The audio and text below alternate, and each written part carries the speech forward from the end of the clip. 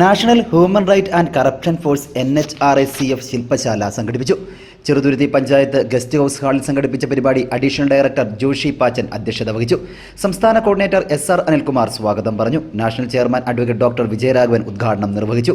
Additional general secretary Mathur Suresh മുഖ്യപ്രഭാഷണം നടത്തി. +2 വിദ്യാർത്ഥി സിനിയ ലഹരിക്കെതിരെ നടത്തിയ പ്രസംഗം അതിഗംഭീരമായി. ദിനംപ്രതി പത്രമാധ്യമങ്ങളിലൂടെയും ഇന്റർനെറ്റിലൂടെയും വന്നുകൊണ്ടിരിക്കുന്ന വാർത്തകൾ മലയാളിക്ക് മാനഹാനി തീർക്കുമ്പോൾ അറബിക്കടലിന്റെ റാണി എന്നറിയപ്പെടുന്ന കൊച്ചി ലഹരിയുടെ ഉപയോഗത്തിൽ രാജ്യത്ത് 2ാം സ്ഥാനത്തേക്ക് കുതിച്ചുയരുമ്പോൾ ചിന്തിക്കണം നമ്മൾ. നമ്മുടെ മൂല്യങ്ങൾക്കും ധാർമ്മികതയ്ക്കും പ്രതികുരുക്ക് വീഴുന്ന വഴി. ഇവിടെയാണ് കൗമാരത്തിന് കരുതൽ വേണമെന്ന നമ്മുടെ ചർച്ചാ വിഷയത്തിന് അടിത്തറയിടേണ്ടത്. ഒരു വിദ്യാർത്ഥിക്ക് അവന്റെ കലാപരവും സർഗാത്മകവുമായ കഴിവുകൾക്ക് ഏറ്റവും കൂടുതൽ ഉദ്ദീപനവും ഉന്മേഷവും ലഭിക്കുന്ന സമയം എന്നത് അതവന്റെ കൗമാര പ്രായമാണ്.